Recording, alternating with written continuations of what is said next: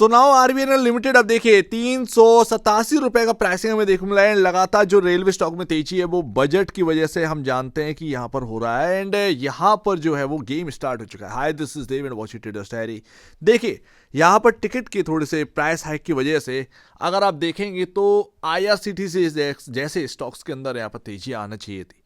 मानते हैं कि रेलवे के यहाँ तो पैसे जाएंगे वगैरह वगैरह, वो एक अलग चीज है, बट एक्चुअल बेसिस पर ये पूरा थीम चल पड़ा है। अब ये पूरा थीम चल पड़ा है बिकॉज ऑफ, आप ये मान के चलेगा ये सिर्फ बजट की वजह से यहाँ पर ना चलता हुआ नजर आया सही मायने में। तो बजट से पहले अगर तेजी हो रही है ना, तो ध्यान रखिएगा ये जो तेजी है सेंटिमेंटल तेजी है, सेंटिमेंटल तेजी है, फंडामेंटल बेसिस पर कोई तेजी नहीं है। इस बात को ध्यान में रखना है। तो अगर यहाँ पर ना फंडामेंटल तेजी नहीं है, सेंटिमेंटल तेजी हो रही है, तो आपको ये चीज करना जरूर आना चाहिए, प्रॉफिट बुकिंग।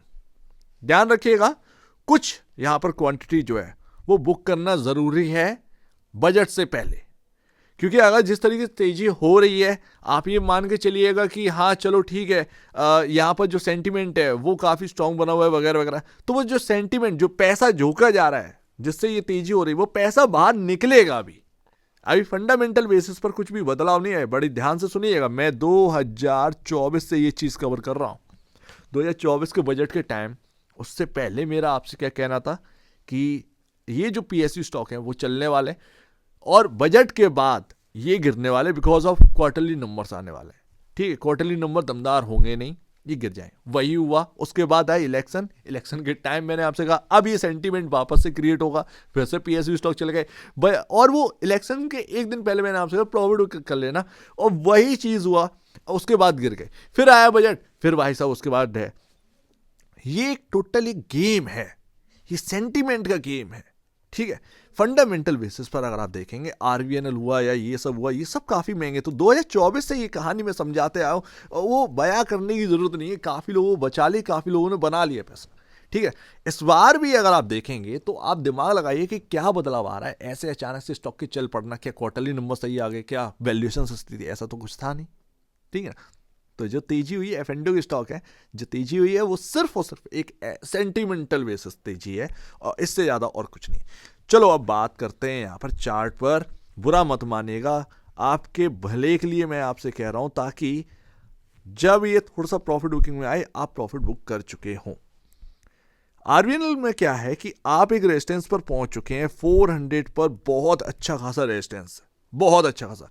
लेकिन अभी हुआ क्या है, आप इस जगह को क्रॉस करे हैं, तो अभी ये आपके सामने 387 का जो प्राइस है, ये लमसम आप मान के चलिएगा 370 365 रुपए, ये रेंज काफी इंपॉर्टेंट होने वाली है आने वाले दिनों में। अगर ये टिकता है तो बहुत अच्छी बात है। वैसे तो मैंने यहां पर ना ये एक्चुअल बेसिस पर, हाँ ये रहा, नॉट 370 365, इट्स 369 356। ये आपके सामने एक रेंज रहेगी, ये काफी इंपॉर्टेंट रेंज रहने वाली। अगर यहां से कोई प्रॉफिट बुकिंग आती है मान लीजिए, तो वो कहीं ना कहीं इस जगह पर जाकर रुकने वाला है, एंड कहीं ना कहीं यहां से वापस से मोमेंटम क्रिएट हो सकता है। तो ये ध्यान रखिए, 369 356 ये काफी एक रेंज जो है वो आगे आने वाले टाइम में इंपॉर्टेंट रहेगी, या 387 मान लीजिए, क्योंकि हम इसको जो है वो क्रॉस करते हुए देखे हैं। 369 जो है अपर जो रेंज है 369, ये आपका जो है काफी इंपॉर्टेंट रहने वाला। अगर इसको तोड़कर नीचे आया तो 356 और 369 के बीच में कहीं ना कहीं सपोर्ट लेकर घूम सकता है। लेकिन अगर वापस से ये रेंज टूटता है एंड इसके नीचे आ जाता है स्टॉक, तो फिर कोई मतलब समझ में नहीं आता। तो वही बात है कि सेंटिमेंटल तेजी है, ये पैसा जो झोंका गया ना ये चलाने में, वो पैसा कब निकल आए कुछ पता नहीं है। ठीक है ना, बाय ऑन क्या कहते हैं उसको, buy and fear sell on news, ये वाला यहां पर ना कॉन्सेप्ट। तो जिन्होंने पहले से खरीद कर रखा था, दिमाग मार कर ये बजट वाले स्टॉक चलेंगे, वो पैसा बना रहे, उनके लिए बुक करना काफी इंपॉर्टेंट हो जाता है, ये ध्यान रखिएगा। बाकी बॉस यहां पर ना ये जगह 400 काफी इंपॉर्टेंट जगह है, देखते हैं क्या रहता है आने वाले टाइम में। बट क्या डिलीवरी क्वांटिटी हमको देखने मिल रही है, देखिए डिलीवरी क्वांटिटी 15 दिसंबर 39, 16 44%, 38%, 17 18 पर 32%। इससे आप समझ लीजिए 2-3 दिन से तेजी हो रही है। 22 दिसंबर 25%, 23 दिसंबर 21%, 24 दिसंबर 22%, आज 26 दिसंबर, ठीक है ना। तो इसका मतलब क्या है, ट्रेडर कम्युनिटी जो है वो आ गई है आपको बताने के लिए कि हम आ चुके हैं।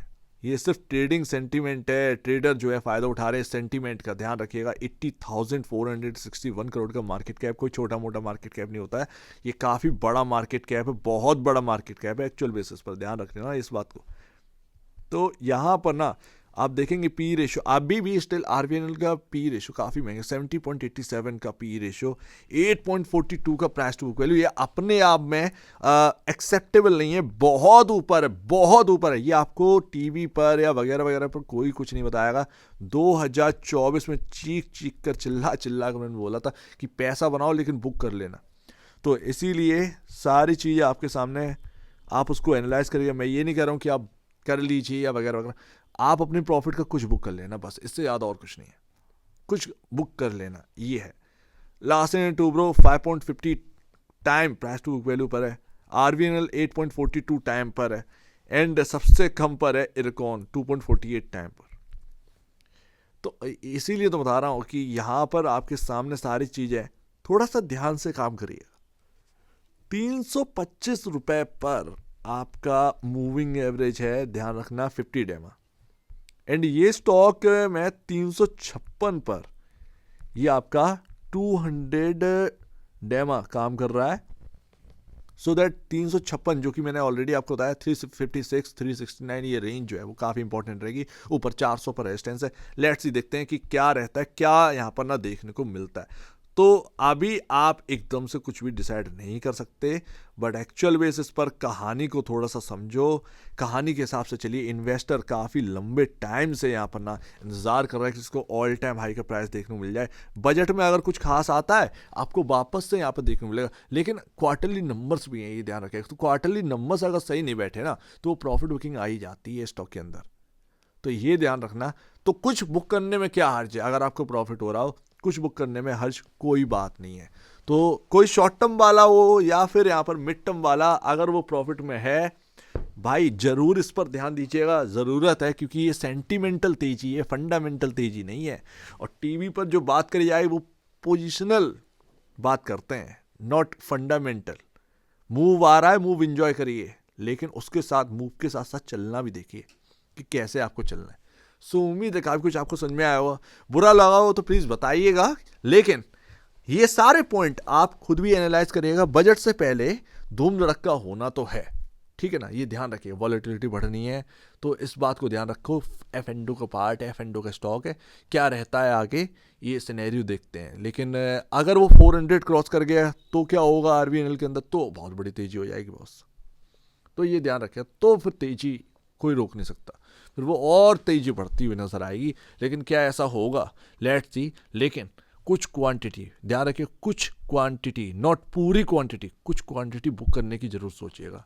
सो उम्मीद है काफ़ी कुछ आपको समझ में आया हो। एक बार निवेश से पहले या बेचने से पहले अपने ब्रोकर एडवाइस से जरूर सलाह लीजिएगा। खुद की स्टडी करेगा, उससे बेहतर कुछ भी नहीं है। खुद की स्टडी मस्ट है। तो अब दीजिए मुझे बड़ी देखिए, वो तो धन्यवाद दोस्तों।